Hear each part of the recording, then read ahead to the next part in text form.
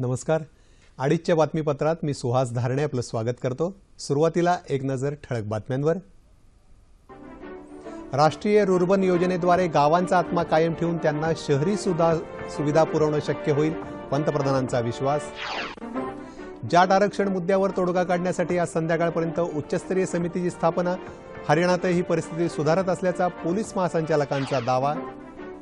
जाट आरक्षण आंदोलनामुळे दिल्लीकरांवर भीषण पाणी संकट ओढवण्याची शक्यता. जम्मू काश्मीरमधल्या दहशतवादी हल्ल्यात एका कॅप्टनसह 3 सुरक्षा सैनिक शहीद, 9 जण जखमी. चकमक अद्यापही चालूच. राज्यातल्या जनतेला दर्जेदार आरोग्य सुविधा देण्यासाठी राजीव गांधी जीवनदायी योजनेची लवकरच पुनर्रचना. दुष्काळग्रस्त शेतकऱ्यांना माणुसकीच्या भावनेतून मदत केली नाही तर ते देशोधडीला लागतील, शरद पवार यांचं परखड मत. केंद्रातलं विद्यमान सरकार समाजात जातीय तेढ निर्माण करत असल्याचा सीताराम येचुरी यांचा आरोप. ज्येष्ठ ढोलकीपटू आणि विनोद सम्राट गंगाराम कवठेकर यांना तमाशा जीवनगौरव पुरस्कार प्रदान. आणि 96व्या अखिल भारतीय मराठी नाट्य संमेलनाची आज होणार सांगता. आणि आता सविस्तर वृत्त. डॉक्टर श्यामाप्रसाद मुखर्जी राष्ट्रीय रुर्बन योजनेमुळे गावांमध्ये गावाचा आत्मा कायम ठेवून गावात शहरी सुविधा पुरवणं शक्य होईल असं पंतप्रधान नरेंद्र मोदी यांनी म्हटलं आहे. ते आज छत्तीसगडमधल्या राजनांदगाव जिल्ह्यातल्या डोंगरगड तालुक्यातल्या कुरभाट इथं या योजनेचा प्रारंभ करताना बोलत होते. चांगल्या आरोग्य, शिक्षण, वीज, इंटरनेट सुविधांसाठी गावांमधले तरुण शहरात मोठ्या संख्येनं येतात, पण शहरात मोठ्या प्रमाणावर येणाऱ्या लोकांना सुविधा कशा द्यायच्या याचा विचारच आतापर्यंत केला गेला नव्हता असं पंतप्रधान म्हणाले. रुर्बन योजनेत हा विचार केला आहे असंही ते म्हणाले.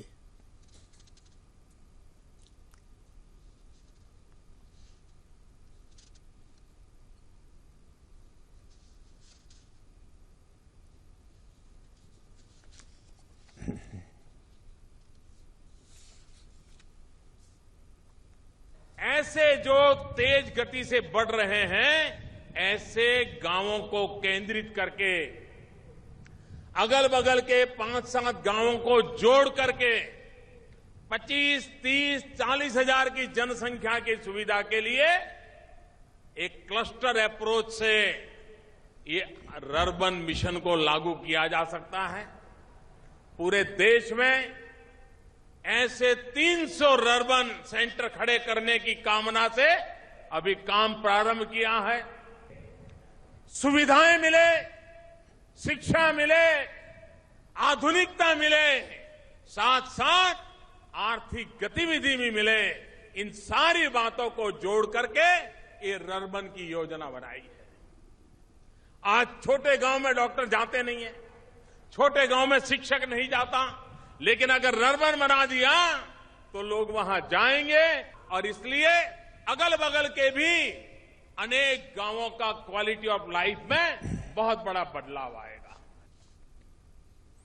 तत्पूर्वी पंतप्रधानांनी छत्तीसगडमधल्या नवीन रायपूर इथं प्रधानमंत्री आवास योजनेअंतर्गत बांधण्यात येणाऱ्या गृहनिर्माण योजनेचा शुभारंभ केला. या योजनेमध्ये दुर्बल घटकांसाठी 40,000 घरं बांधण्यात येणार आहेत. सन 2022 पर्यंत 5 कोटी घरं आपल्याला बांधायची असून आर्थिक प्रगतीसाठी खाजगी क्षेत्राचा सहभाग महत्त्वाचा असल्याचं ते म्हणाले. मुद्रा योजनेअंतर्गत 2 कोटी नागरिकांना आतापर्यंत कर्ज देण्यात आल्याची माहिती पंतप्रधानांनी यावेळी दिली. हरियाणातल्या जाट समाजाच्या आरक्षणाच्या मागणीवर तोडगा काढण्यासाठी आज संध्याकाळपर्यंत एका उच्चस्तरीय समितीची स्थापना करण्याची घोषणा केंद्र सरकारनं केली असून आंदोलनकर्त्यांनी आपलं आंदोलन मागे घ्यावं असं आवाहन केलं आहे. जाट आंदोलक नेत्यांनी नवी दिल्लीत केंद्रीय गृहमंत्री राजनाथ सिंग यांची भेट घेतली. त्यावेळी झालेल्या चर्चेत सरकारनं उच्चस्तरीय समिती स्थापन करण्याचा निर्णय जाहीर केला. जाट समाजाच्या या आंदोलनाला हिंसक वळण लागलं असून आतापर्यंत 7 जणांचा मृत्यू झाला तर 20 जण जखमी झाले आहेत. आंदोलनामुळे हरियाणातलं जनजीवन विस्कळीत झालं असून सडक आणि रेल्वे वाहतूक जवळपास ठप्प झाली आहे. राज्यातल्या 9 जिल्ह्यांमध्ये सुरक्षा दलाच्या जवानांनी काल ध्वजसंचलन केलं. अर्धसैनिक दलाच्या 33 तुकड्या राज्यात तैनात करण्यात आल्या असून 5 शहरांमध्ये संचारबंदी लागू करण्यात आली आहे. हरियाणाचे मुख्यमंत्री मनोहरलाल खट्टर यांनी राज्यातल्या जनतेनं शांतता राखावी आणि जाट समाजानं आपलं आंदोलन मागे घ्यावं असं आवाहन केलं आहे। कायद्याच्या चौकटीत राहून आरक्षणासंदर्भातल्या शक्य त्या मागण्या मान्य करण्याचं आश्वासन खट्टर यांनी दिलं आहे। भाजपाचे हरियाणातले वरिष्ठ नेते आणि केंद्रीय मंत्री चौधरी वीरेंद्र सिंग यांनीही आंदोलनकर्त्यांना शांततेचं आवाहन केलं आहे। चर्चेच्या माध्यमातून या प्रश्नावर तोडगा काढण्याचे प्रयत्न करण्यात येतील, त्यासाठी सर्वांनी सहकार्य करावं असं आवाहन सिंग यांनी केलं आहे। आजही या नेत्यांची पुन्हा बैठक होणार आहे। जाट आंदोलकांनी दिल्लीला पाणी पुरवठा करणाऱ्या कालव्यांचे दरवाजे बंद करून टाकल्यामुळे दिल्लीकरांवर पाणी संकट कोसळण्याची शक्यता आहे। जर हे दरवाजे आज उघडले गेले नाहीत तर उद्यापासून दिल्लीत टँकरनं पाणी पुरवठा करावा लागणार आहे। दिल्लीत सध्या फक्त आजचा दिवस नळानं पुरवठा करता येईल इतकाच पाणीसाठा उपलब्ध आहे। त्यामुळे दिल्लीतल्या शैक्षणिक संस्था उद्या बंद ठेवण्यात येणार आहेत। दरम्यान राज्यात सुरक्षा दलाच्या 69 तुकड्या तैनात करण्यात आल्या असून 191 जणांवर गुन्हे दाखल करण्यात आले आहेत। राज्यातली परिस्थिती तुलनात्मकदृष्ट्या सुधारली असल्याचा दावा हरियाणाच्या पोलीस महासंचालकांनी केला आहे। दिल्लीचा पाणीपुरवठा सुरळीत सुरू करणं ही आपली सर्वोच्च प्राथमिकता असल्याचंही त्यांनी स्पष्ट केलं आहे। जम्मू काश्मीरमधल्या पांपोर परिसरात केंद्रीय राखीव पोलीस दलाच्या ताफ्यावर काल दहशतवाद्यांनी केलेल्या अंधाधुंद गोळीबारात एका कॅप्टनसह 3 सुरक्षा सैनिक शहीद झाले तर 8 जवानांसह एक नागरिक जखमी झाला। जम्मू श्रीनगर राष्ट्रीय महामार्गावर पोलीस दलाच्या ताफ्यावर गोळीबार केल्यानंतर हे दहशतवादी जवळच असलेल्या सरकारी इमारतीत लपून बसले। त्यांचा खात्मा करण्यासाठी सुरक्षा दलानं इमारतीला वेढा घातला असून दहशतवादी आणि सुरक्षा जवानांमध्ये अद्यापही चकमक सुरू आहे।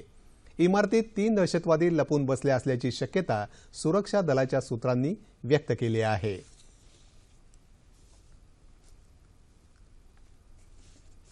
राज्यातल्या जनतेला दर्जेदार आरोग्य सुविधा मिळाव्यात यासाठी राजीव गांधी जीवनदायी योजनेची पुनर्रचना करण्यात येईल असं सुतोवाच राज्याचे गृह आणि आरोग्य राज्यमंत्री प्राध्यापक राम शिंदे यांनी काल धुळे जिल्ह्यातल्या शिरपूर इथं केलं। जनसंघाचे माजी आमदार दिवंगत प्रल्हादराव पाटील यांच्या स्मृतिप्रित्यर्थ आयोजित केलेल्या आरोग्य शिबिराचं उद्घाटन केल्यानंतर त्यांनी ही माहिती दिली। राजीव गांधी जीवनदायी योजनेत आणखी काही आजारांचा समावेश करून रुग्णांवर मोफत उपचार करण्याची सुविधा उपलब्ध करून देण्याचा सरकारचा मानस आहे असं त्यांनी स्पष्ट केलं। आदिवासी क्षेत्रातल्या कुपोषणासह जनतेच्या आरोग्याबाबतच्या योजना मोठ्या प्रमाणात असल्या तरी अनास्थेमुळे लोकांना त्याचा फायदा मिळत नाही अशी खंत शिंदे यांनी व्यक्त केली। या योजना आपापल्या गावात प्रभावीपणे राबवण्यासाठी लोकांनी आग्रही व्हायला हवं असंही ते म्हणाले। धुळे जिल्ह्यातले अवैध धंदे येत्या 8 दिवसात बंद झाले नाहीत तर पोलीस प्रशासनावर कडक कारवाई करण्यात येईल असा इशारा शिंदे यांनी या कार्यक्रमात दिला। शासनानं दुष्काळी भागातल्या शेतकऱ्यांना माणुसकीच्या भावनेतून विशेष अनुदान जाहीर करण्याची गरज आहे, अन्यथा तो देशोधडीला लागेल असं परखड मत माजी केंद्रीय कृषी मंत्री आणि राष्ट्रवादी काँग्रेसचे अध्यक्ष शरद पवार यांनी कराड तालुक्यात व्यक्त केलं। वाठार इथं काल आयोजित केलेल्या शेतकरी मेळाव्यात त्यांनी भारतीय जनता पार्टीच्या धोरणांवर प्रखर टीका केली।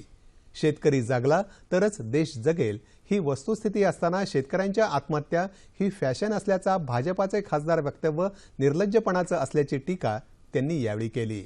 या मेळाव्यात कृष्णा सहकारी साखर कारखान्याचे माजी चेअरमन अविनाश मोहिते यांनी आपल्या कार्यकर्त्यांसह राष्ट्रवादी काँग्रेसमध्ये प्रवेश केला। या प्रवेशामुळे आगामी जिल्हा परिषद आणि पंचायत समित्यांच्या निवडणुकीत कराडमध्ये वेगळे चित्र दिसेल अशी टिप्पणी पवार यांनी केली। कॉम्रेड पानसरे, डॉक्टर दाभोळकर आणि कलबुर्गी या त्रिमूर्तींना विचारांची लढाई लढली, मात्र विद्यमान सरकारमधल्या त्रिमूर्ती समाजात जातीय विष पसरवण्याचं काम करत असल्याची टीका मार्क्सवादी कम्युनिस्ट पार्टीचे सरचिटणीस सीताराम येचुरी यांनी केली आहे। पानसरे यांच्या पहिल्या स्मृतिदिनानिमित्त काल कोल्हापूर इथं दसरा चौकात आयोजित केलेल्या कार्यक्रमात ते बोलत होते। राष्ट्रीय स्वयंसेवक संघाच्या नीतीनुसार हिंदुत्ववादाचा पुरस्कार करून देशाची जातीय विभागणी करण्याचा छुपा अजेंडा सरकार राबवत आहे असा आरोप त्यांनी यावेळी केला। संसद अधिवेशनापूर्वी देशात एखादं कांड निर्माण करायचं आणि मग विरोधी पक्ष अधिवेशन चालू देत नाहीत अशी ओरड करायची, हेच या सरकारचं काम आहे अशी टीकाही त्यांनी यावेळी केली। देशविरोधी वक्तव्यांच्या संदर्भात भाजपाची भूमिका दुटप्पी असून जवाहरलाल नेहरू विद्यापीठातल्या कार्यक्रमावरून राजकारण करण्यात येत आहे अशी टीका भारिप बहुजन महासंघाचे अध्यक्ष प्रकाश आंबेडकर यांनी काल नागपूर इथं केली। अफजल गुरुला हिरो मानणाऱ्या पीडीपी बरोबर जम्मू काश्मीरमध्ये युती करताना भाजपाला पीडीपी देशद्रोही का वाटली नाही असा सवाल त्यांनी यावेळी केला। घोषणा कोणी दिल्या याची माहिती नसताना काही विद्यार्थी संघटनांना जाणून बुजून लक्ष्य केलं जात आहे असा आरोप त्यांनी यावेळी केला। पाकिस्तानला लढाऊ विमानं पुरवण्याबाबत भारत अमेरिकेला थांबवू शकला नाही हे केंद्र सरकारचं अपयश आहे अशी टीकाही आंबेडकर यांनी यावेळी केली। छत्रपती शिवाजी महाराज यांचे पुतळे उभारण्यापेक्षा राज्यातले गडकिल्ले वाचवा हीच महाराजांची खरी स्मारकं आहेत असं महाराष्ट्र नवनिर्माण सेनेचे अध्यक्ष राज ठाकरे यांनी म्हटलं आहे। पुण्यातल्या guardian Giripremi institute of mountaineering तर्फे आज गार्डियन गिरीप्रेमी पुरस्कारांचं वितरण करण्यात आलं। त्यावेळी प्रमुख पाहुणे म्हणून ते बोलत होते। शिवशाहीर बाबासाहेब पुरंदरे आणि ज्येष्ठ गिर्यारोहक NK महाजन यांना यावेळी ठाकरे यांच्या हस्ते जीवनगौरव पुरस्कारानं सन्मानित करण्यात आलं। शाल, श्रीफळ, मानपत्र, सन्मानचिन्ह आणि 25,000 रुपये रोख असं या पुरस्काराचं स्वरूप आहे। ठाकरे यांनी यावेळी पुरंदरेंच्या आठवणी जागवल्या।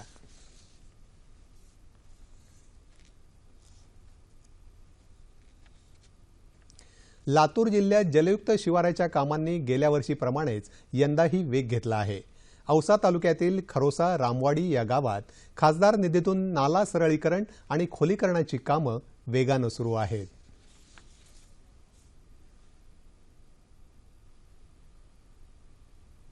औसा तालुक्यातील बुधडा गावाचं नाला सरळीकरणाचं काम शिरपूर पॅटर्नप्रमाणे झालं।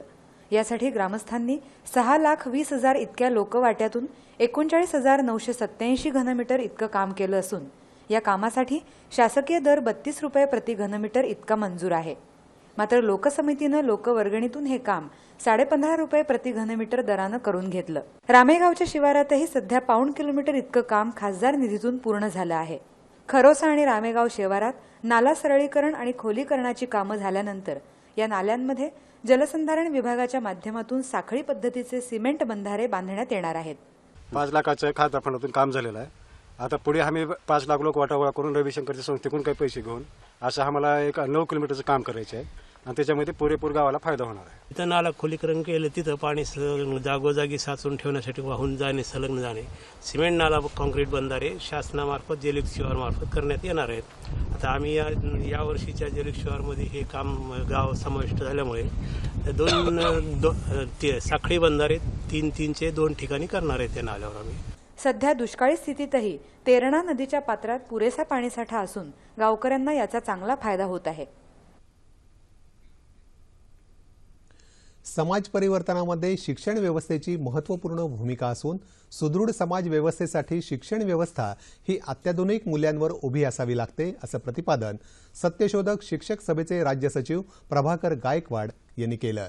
शिक्षक संघर्ष समिती आणि सत्यशोधक शिक्षक सभेच्या वतीनं वाशिम इथं आयोजित राज्यस्तरीय शिक्षण आशय परिषदेत ते बोलत होते। देशात एकीकडे शिक्षणाच्या खाजगीकरणाचे प्रयत्न सुरू असून दुसरीकडे शिक्षणाचा आशय हा जास्तीत जास्त विषमतामूलक आणि पारंपरिक मूल्य जोपासणारा असल्यानं कुचकामी पिढी घडत असल्याचा आरोप गायकवाड यांनी यावेळी केला। प्राध्यापक सचिन गारुड यांच्या अध्यक्षतेखाली झालेल्या या परिषदेत विविध स्तरातून शिक्षणाच्या आशयावर तज्ज्ञांकडून विचारमंथन करण्यात आलं। कोल्हापूर महापालिकेच्या प्रस्तावित 40% घरपट्टी वाढीविरोधात काल शिवसेनेतर्फे लाटणं मोर्चा काढण्यात आला। यावेळी आंदोलन करणाऱ्या महिलांनी महापालिकेसमोर चूल मांडून स्वयंपाक करत महापालिका प्रशासनाचा तीव्र निषेध केला। आमदार राजेश क्षीरसागर या मोर्चात सहभागी झाले होते। मात्र महापालिकेच्या काल झालेल्या सर्वसाधारण सभेत हा प्रस्ताव फेटाळण्यात आला आहे।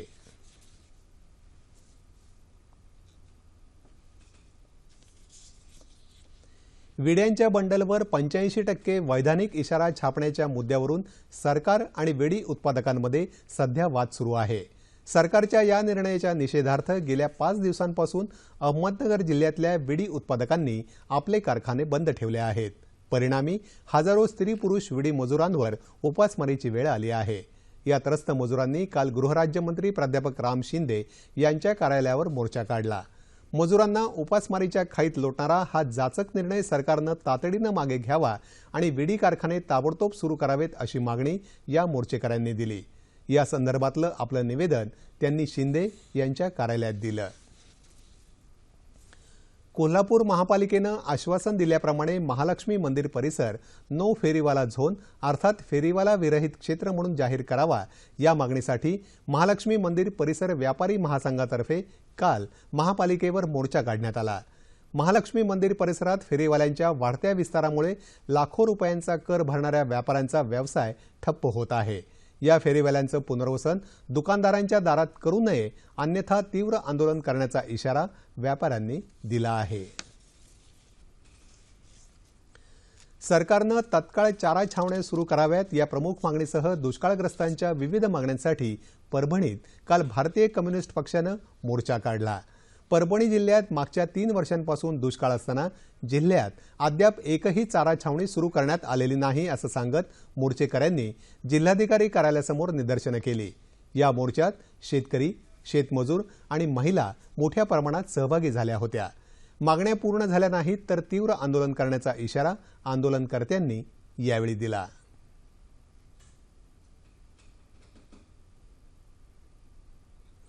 मुंबई गोवा महामार्गावरील खेड खवटीजवळ आज पहाटे झालेल्या अपघातात 2 जण ठार तर 4 जण जखमी झाले। टाटा सुमो आणि वॅगनार या 2 वाहनांची समोरासमोर धडक होऊन हा अपघात झाला। जखमींना उपचारासाठी रुग्णालयात दाखल करण्यात आलं आहे। शिवजयंतीचा उत्सव केवळ औपचारिकता न राहता छत्रपती शिवाजी महाराज आणि संभाजी महाराजांचा इतिहास नव्या पिढीपर्यंत पोहोचावा यासाठी बीड इथल्या स्वाभिमानी युवा ब्रिगेड या संस्थेतर्फे शिवचरित्रावर आधारित महानाट्याचे प्रयोग आयोजित करण्यात आले आहेत। या महानाट्याचा शुभारंभ विधान परिषदेतले विरोधी पक्षनेते धनंजय मुंडे यांच्या हस्ते झाला। या महानाट्याला रसिकांचा चांगला प्रतिसाद मिळत आहे। आज या महानाट्याचा समारोप होणार आहे।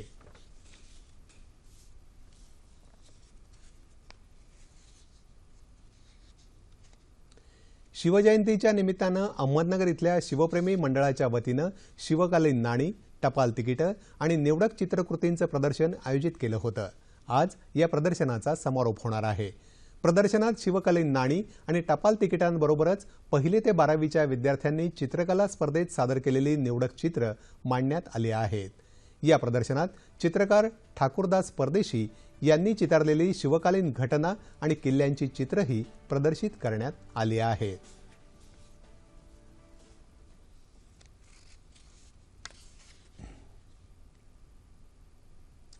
ज्येष्ठ सनदी अधिकारी तसंच राज्य निवडणूक आयोगाच्या सेवानिवृत्त मुख्य आयुक्त नीला सत्यनारायण यांनी लिहिलेल्या जाळ रेषा या पुस्तकाचं प्रकाशन राज्यपाल चे विद्यासागर राव यांच्या हस्ते मुंबईत आज करण्यात आलं।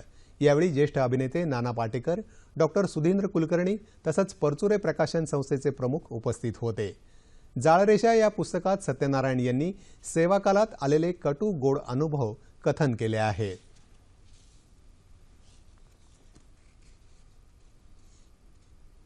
गोंदिया जिल्ह्यात पहिल्यांदाच राज्यस्तरीय खुली तायकोंदो स्पर्धा आयोजित करण्यात आली होती।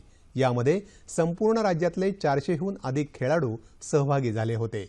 ज्या खेळाडूंना राज्यस्तरीय स्पर्धेत भाग घेता येत नाही अशा खेळाडूंकरता या स्पर्धेचं आयोजन करण्यात येतं। तायकोंदो असोसिएशन ऑफ महाराष्ट्र या राज्यस्तरीय संघटनेच्या मान्यतेनं गोंदिया जिल्हा तायकोंदो संघटनेनं ही स्पर्धा आयोजित केली होती। गोंदियासारख्या नक्षलग्रस्त जिल्ह्यातील युवकांमध्ये खेळाची आवड निर्माण व्हावी याकरता यापुढेही स्पर्धेचं आयोजन करणार असल्याची माहिती जिल्हाधिकारी डॉक्टर विजय सूर्यवंशी यांनी दिली।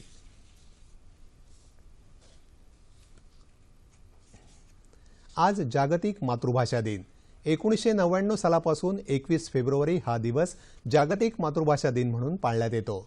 मराठी भाषा संपन्न आहे, मराठी शब्दसंपत्ती समृद्ध आहे, मात्र आजच्या मराठी भाषेच्या स्वरूपासंबंधी विचार करताना प्रामुख्यानं जाणवतं ते तिचं झपाट्यानं बदलत चाललेलं रूप आणि म्हणूनच आपल्या मातृभाषेचा मराठी भाषेचा अभिमान बाळगणाऱ्यांनी, तिच्यावर नितांत प्रेम करणाऱ्यांनी तिच्या रक्षणाचा आणि तिचं पावित्र्य राखण्याचा कसोशीनं प्रयत्न केला पाहिजे, तरच आपल्या मातृभाषेचं सौंदर्य आणि सौष्ठव तिला पुन्हा प्राप्त होईल आणि मराठी मातृभाषा दिन खऱ्या अर्थानं साजरा झाला असं म्हणता येईल।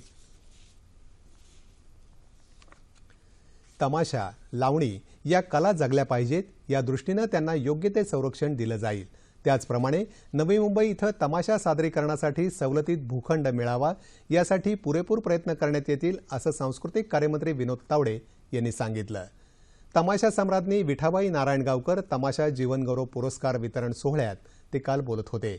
उत्कृष्ट ढोलकीपटू आणि विनोद सम्राट म्हणून लोकप्रिय असणाऱ्या गंगाराम कवठेकर यांना यंदाच्या विठाबाई नारायणगावकर तमाशा जीवनगौरव पुरस्कारानं यावेळी सन्मानित करण्यात आलं।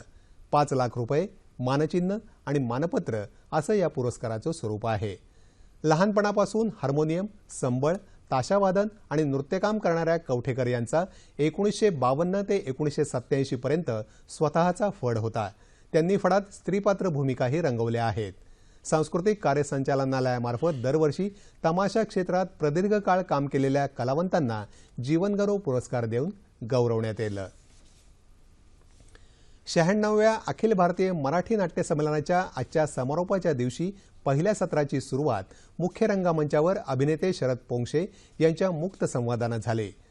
राष्ट्र उभारणीत महत्त्वाची भूमिका असणाऱ्या महापुरुषांची अवहेलना न करता मतमतांतर व्यक्त करणं हा अभिव्यक्ती स्वातंत्र्याचा खरा अर्थ आहे असं ठाम मत शरद पोंक्षे यांनी यावेळी मांडलं। नटवर्य मामा पेंडसे रंगमंचावरील दुसऱ्या सत्रात गेला तरुण प्रेक्षक कुणीकडे या परिसंवादाचं आयोजन करण्यात आलं होतं। कसदार लेखन तरुण प्रेक्षकाला नाटकाकडे निश्चित आकर्षित करू शकतो। सध्या एकांकिका आणि प्रायोगिक रंगभूमीच्या निमित्तानं तरुणांचा सहभाग मोठ्या प्रमाणावर उत्स्फूर्तपणे दिसून येतो। म्हणूनच रंगभूमीची प्रायोगिक आणि व्यावसायिक अशी विभागणी करू नये असं मत यावेळी उपस्थित मान्यवरांनी मांडलं। या परिसंवादात लेखक प्रेमानंद गजवी, राजन बने, समीक्षक जयंत पवार, अभिनेता दिग्दर्शक अद्वैत दादरकर आदी सहभागी झाले होते। येत्या 48 तासात संपूर्ण राज्यात हवामान कोरडं राहण्याची शक्यता हवामानशास्त्र विभागानं वर्तवली आहे। ठळक बातम्या पुन्हा एकदा। राष्ट्रीय रुर्बन योजनेद्वारे गावांचा आत्मा कायम ठेवून त्यांना शहरी सुविधा पुरवणं शक्य होईल, पंतप्रधानांचा विश्वास।